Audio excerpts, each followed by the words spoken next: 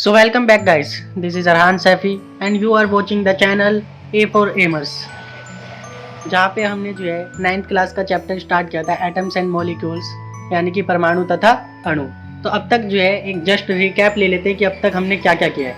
अब तक हम बात कर चुके हैं एटम एंड मॉलिक्यूल्स में कि एटम क्या होता है। एटम क्या होता है? सबसे स्मॉलेस्ट पार्टिकल जिसको और ज़्यादा डिवाइड नहीं किया जा सकता, उसे क्या कहते थे? हम एटम कहते थे। तो सबसे पहले जो है हमारे इंडियन फिलोसफर महर्षि कनाड ने जो है एटम को जो है परमाणु कहा, और एटम वर्ड जो है टर्म किसने दिया? डेमोक्रिटस ने दिया। इसके बाद जो है हमने दो साइंटिस्टों की बात की, प्राउस्ट और जोसेफ, जिन्होंने जो है लॉ ऑफ केमिकल कॉम्बिनेशन दिया, यानी कि law of conservation of mass and तुम्हारा जो है लॉ ऑफ डेफिनेट प्रोपोर्शन के बारे में बताया, यानी कि द्रव्यमान संरक्षण का नियम और स्थिर अनुपात का नियम दोनों मिला के जो रासायनिक संयोजन का नियम वो किसने दिया?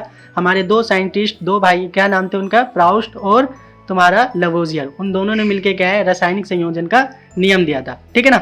उसके बाद जो है आगे हम बात करते हैं, यानी कि अपना लेक्चर जो है कंटिन्यू करते हैं।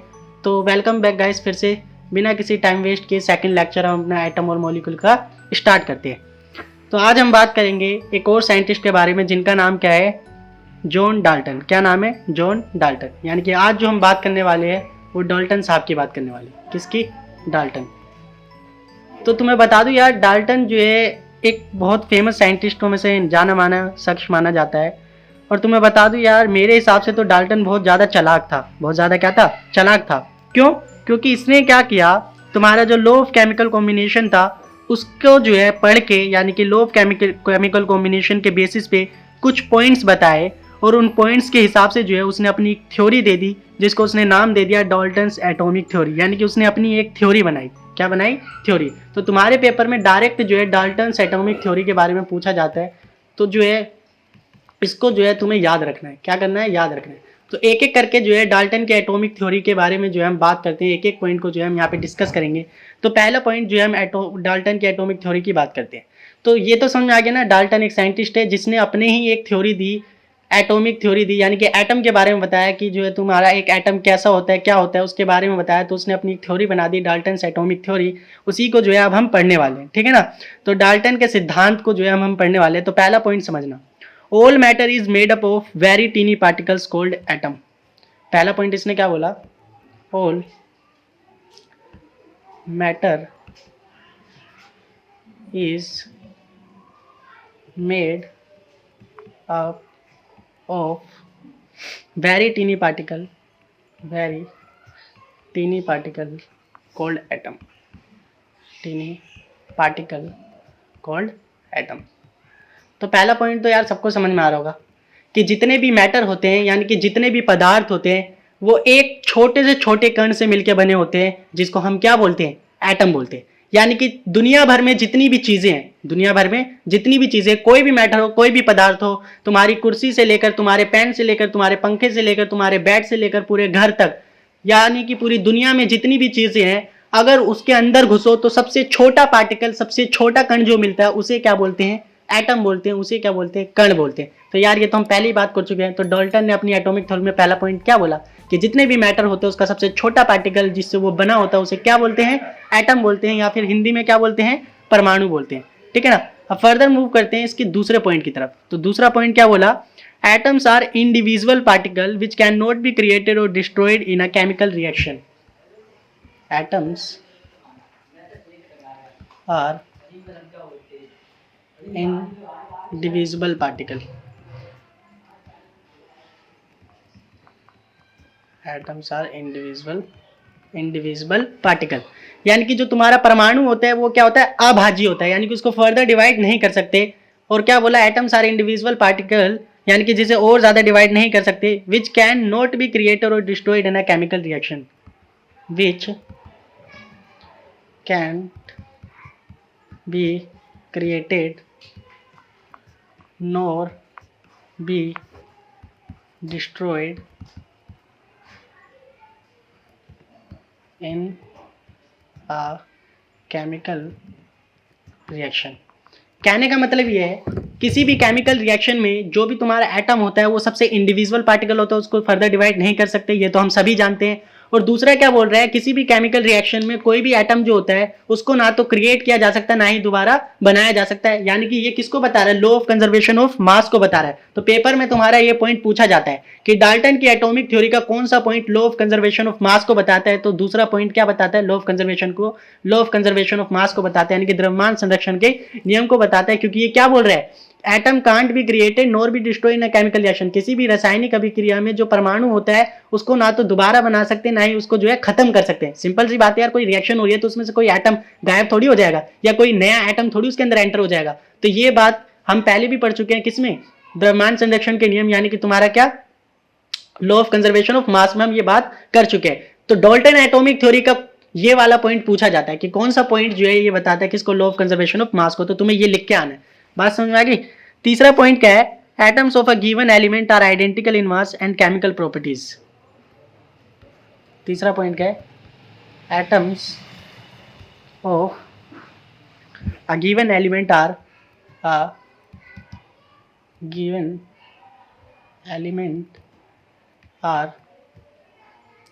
identical in mass and chemical property. Identical in mass and chemical property.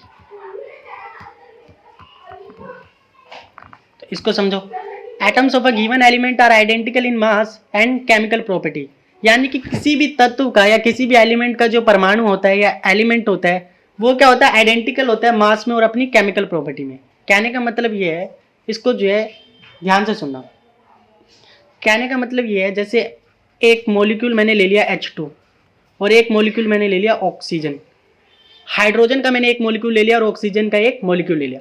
तो जो H2 है इसको क्या बोलते हैं, मॉलिक्यूल बोलते हैं। क्या बोलते हैं, मॉलिक्यूल बोलते हैं। हिंदी में क्या बोलते हैं, तत्व। हिंदी में क्या बोलते हैं, तत्व। ऐसी ऑक्सीजन एक मॉलिक्यूल है, यानी कि एक तत्व है। बात समझ में आ रही है, ठीक है। लेकिन हाइड्रोजन को अगर हम ओपन करके देखें तो इसके पास H एटम कितने हैं, 2 है। तो इस एक सिंगल वाले को क्या बोलते हैं, एटम बोलते हैं, यानी कि परमाणु बोलते हैं, जिसको और ज्यादा विभाजित नहीं कर सकते। ऐसी ऑक्सीजन के अंदर भी क्या होंगे, 2 परमाणु होंगे, OO। बात समझ में आ रही है, 2 एटम होंगे जिनको और ज्यादा विभाजित नहीं किया जा सकता। बात समझ में आ रही है। तो हाइड्रोजन एक मॉलिक्यूल है, उसके अंदर एटम कौन है, H2 एक मॉलिक्यूल है जिसके अंदर H क्या है, एटम है। तो इस मॉलिक्यूल का जो एटम है H, उसकी अपना ही एक मास होगा या अपनी एक प्रॉपर्टी होगी। जैसा कि हम जानते हैं हाइड्रोजन का मास कितना होता है, 1 ग्राम होता है, और इसकी एक अपनी एक प्रॉपर्टी होगी।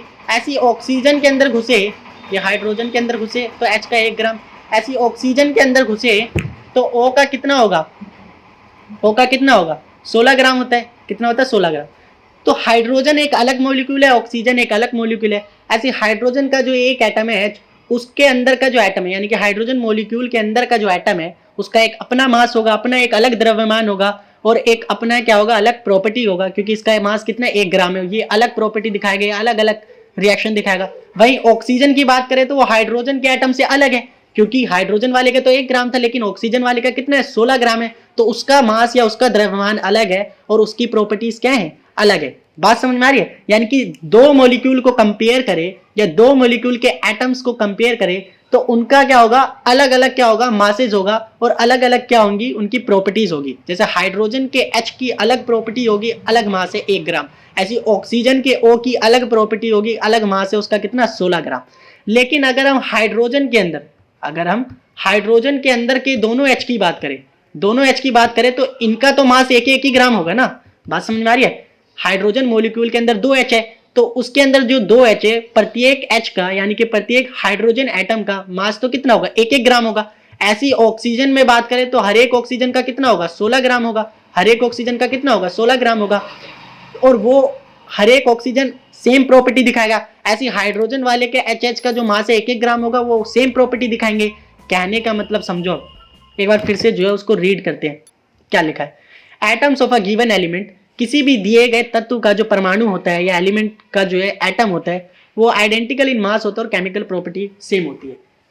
बात समझ में आ गई। यानी कि हाइड्रोजन की अगर सिर्फ बात कर रहे थे, उसके अंदर जो हाइड्रोजन है, 2 हाइड्रोजन है, उनका मासेस क्या होगा, आइडेंटिकल होगा। क्या होगा, आइडेंटिकल होगा। अगर सेम एलिमेंट की बात कर रहे हो, गिवन एलिमेंट यानी कि सेम एलिमेंट की बात कर रहे हो, तो उसके अंदर का जो एटम है उसका मास भी क्या होगा, सेम होगा और उसकी केमिकल प्रॉपर्टी भी क्या होगी, सेम होगी। बात समझ में आ रही है। अगर सिर्फ हाइड्रोजन की बात करें तो अंदर जो हाइड्रोजन के दो एटम है उनके मासेज एक एक ग्राम होंगे, उनकी प्रॉपर्टी भी क्या होगी, सेम होगी। बात समझ में आ गई। वहीं सिर्फ ऑक्सीजन की बात करें तो उसके अंदर के जो एटम है उनका मासेज 16-16 ग्राम ही होगा और उनकी प्रॉपर्टी क्या होगी, सेम ही होगी। बात समझ में आ रही है। ये तो क्या हो गया आइडेंटिकल चीज के लिए, यानी कि एक के अंदर की बात करें तो सेम चीज होंगी। दूसरा पॉइंट जस्ट इसका उल्टा है। दूसरा पॉइंट क्या है, जस्ट इसका उल्टा है। क्या कर दोगे, बस atoms of different element, atoms of different element, atoms of different element are atoms of different element are different in mass and chemical property, are different in mass and chemical property। सब कुछ same रहेगा, बस करना क्या है, different element के जो atom होते हैं उनकी प्रॉपर्टी क्या होती है, डिफरेंट होती है। बात समझ में आ रही है, ठीक है। जैसे हाइड्रोजन एक अलग मॉलिक्यूल है, ऑक्सीजन एक अलग मॉलिक्यूल है। हाइड्रोजन के एटम अलग है, ऑक्सीजन के एटम अलग है। हाइड्रोजन का अलग मास है 1 ग्राम, ऑक्सीजन का अलग मास है 16 ग्राम। तो इनकी प्रॉपर्टीज क्या है, अलग अलग है। यानी कि डिफरेंट एलिमेंट्स को अगर कंपेयर करेंगे, डिफरेंट एलिमेंट्स के एटम्स को कंपेयर करेंगे तो उनके मासेज या उनके द्रव्यमान क्या होंगे, अलग अलग होंगे। उनके गुण धर्म और प्रॉपर्टीज क्या होंगी, अलग अलग होगी। बात समझ में आ रही है। अगर हाइड्रोजन और ऑक्सीजन के एग्जाम्पल से याद रहेगा, सिर्फ गिवन एलिमेंट या हाइड्रोजन की बात कर रहे हैं तो उसके अंदर के जो हाइड्रोजन एटम्स हैं उनके मासेज और प्रॉपर्टी क्या होंगी, सेम होगी 1-1 ग्राम।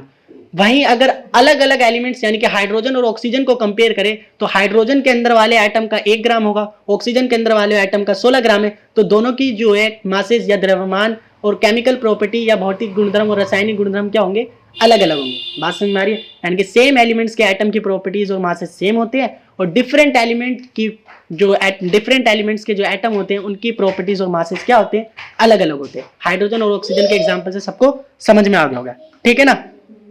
अगला अलग बात करते हैं, अगला पॉइंट बात करते हैं। 4 पॉइंट समझ में आ गए सबको, ठीक है। 5th पॉइंट पे बात करते हैं। Atoms combine in the ratio of small whole number to form compounds.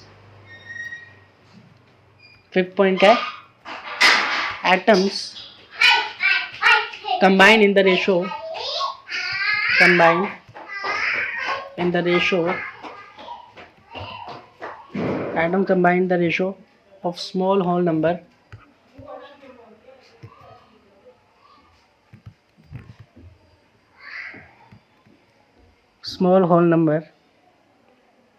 to form compounds, to form compounds। तो पांचवा पॉइंट क्या बोल रहा है, atoms combine in the ratio of small whole number to form compounds. यानी कि जब परमाणु आपस में मिलते हैं तो वो स्मॉल होल नंबर में मिलते हैं, यानी कि पूर्णांक संख्या में मिलते हैं और क्या बनाते हैं, यौगिक बनाते हैं। क्या बनाते हैं, यौगिक बनाते हैं। कहने का मतलब है, इसको एग्जाम्पल से समझते हैं। किससे समझते हैं, एग्जाम्पल से। जैसे पानी बनाने वाला एग्जाम्पल याद है, H2 + ½ O2 गिव्स वाटर, ठीक है ना।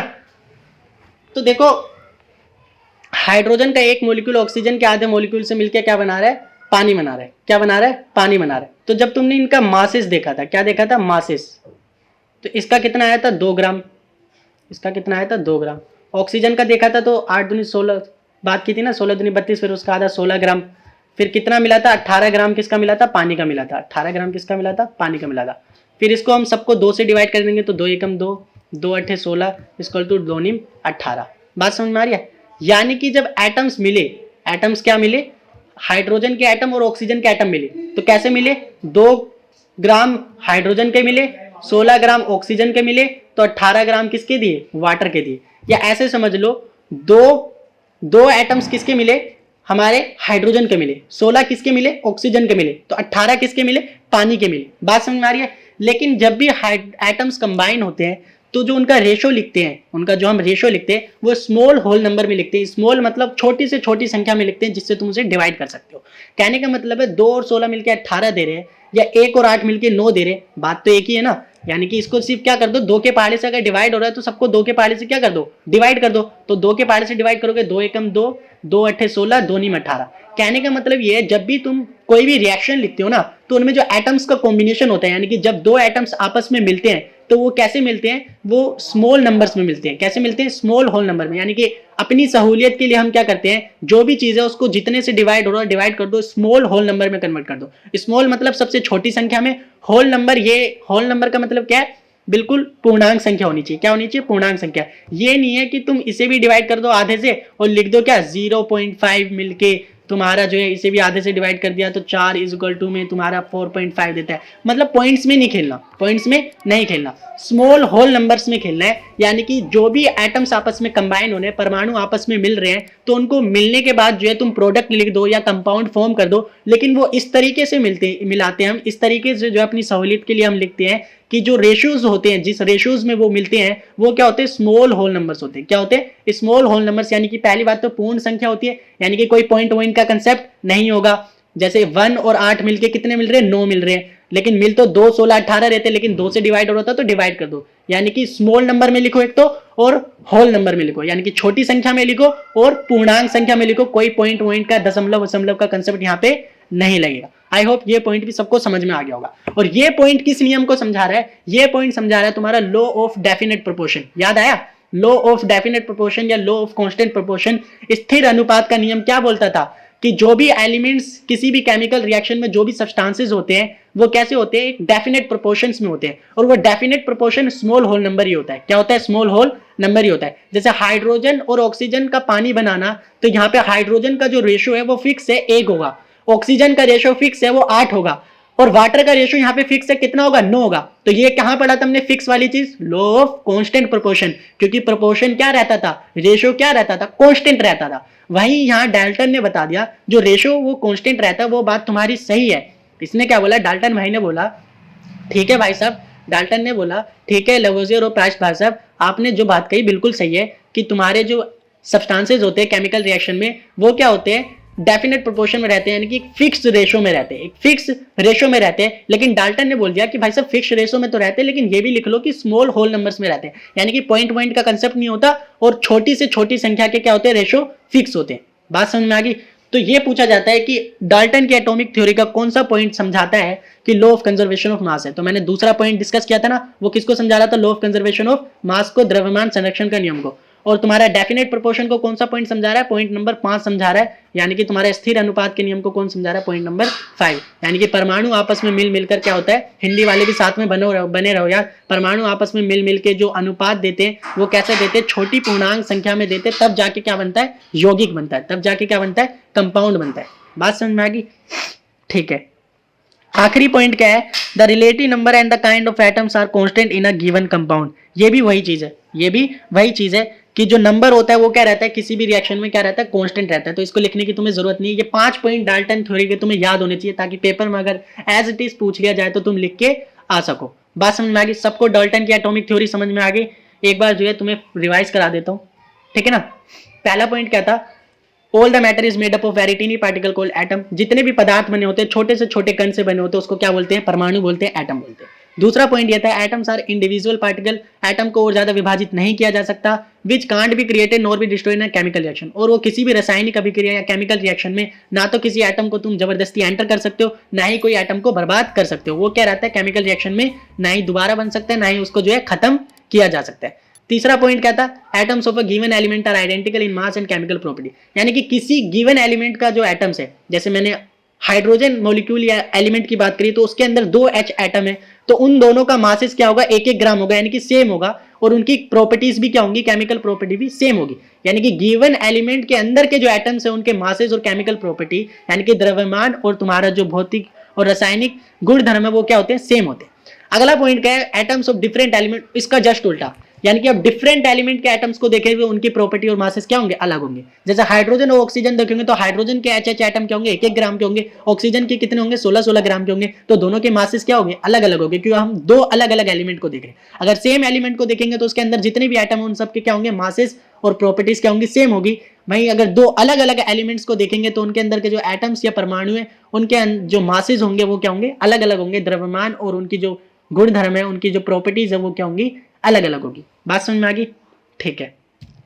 पांचवा पॉइंट फिर हमने पढ़ा atoms combine in the ratio of small whole number to form compound. यानी कि जब भी परमाणु या एटम्स आपस में मिलते हैं तो कैसे मिलते हैं? स्मॉल होल नंबर्स में मिलते हैं। यानी कि जो भी मिल रहे हैं उनको जितना तुम विभाजित कर सकते हो, छोटे से छोटे रेशियो में ला सकते हो, उसमें ले आओ, उस फॉर्म में वो मिलते हैं और क्या बनाते हैं? यौगिक बनाते हैं या कंपाउंड्स बनाते हैं। बात समझ में आ गई? डाल्टन की एटॉमिक थ्योरी सबको क्लियर है? ठीक है, आगे बात करते हैं। अगला टॉपिक है तुम्हारा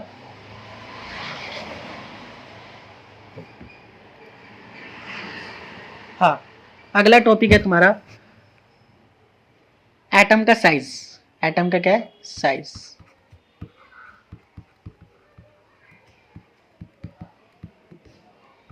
तो यार एटम का साइज क्या होता है? बहुत छोटा होता है, ये तो सबको पता है क्योंकि हम एटम्स को देख नहीं सकते। इतना तो सबको समझ में आता है, एटम का साइज बहुत छोटा होता है क्योंकि इसको देख नहीं सकते। तो जनरली तुम्हें जो है क्या याद रखना है? हाइड्रोजन एटम का जो है याद रखना है। हाइड्रोजन एटम का क्या है? याद रखना है। एक नंबर में बाई चांस पूछ ले तो कि इसका साइज कितना होता है? 10⁻⁻10। 10⁻⁻10 ऑर्डर का होता है, यानी कि इतना छोटा होता है। 10⁻⁻10 मतलब एक एंगस्ट्रॉन। एक एंगस्ट्रॉन बहुत छोटा होता है। तुम्हें ये जो है नग्न आंखों से, यानी कि तुम जो है अपनी ओपन आई से इसको बिल्कुल नहीं देख सकते। इसके लिए तुम्हें किसकी जरूरत पड़ेगी? माइक्रोस्कोप तक की जरूरत पड़ेगी। बात समझ में आ रही है? और थोड़ा एक और याद कर लेना, क्या मॉलिक्यूल ऑफ वाटर का साइज कितना होता है? मॉलिक्यूल ऑफ वाटर, पानी दिखता है तुम्हें? हाँ भैया, पानी तो दिखता ही है, लेकिन पानी के अंदर का जो एक मॉलिक्यूल है वाटर वाला H2O, क्या वो दिखता है? वो तो नहीं दिखता होगा ना। हाँ, तो ये क्या है? 1 नैनोमीटर के बराबर होता है। 1 नैनोमीटर के बराबर होता है, इसलिए नहीं दिखता। इतना छोटा होता है कि तुम इसे जो है ओपन आई से नहीं देख सकते। इसके लिए तुम्हें जो है माइक्रोस्कोप्स इन सब की क्या पड़ेगी? जरूरत पड़ेगी। ठीक है ना।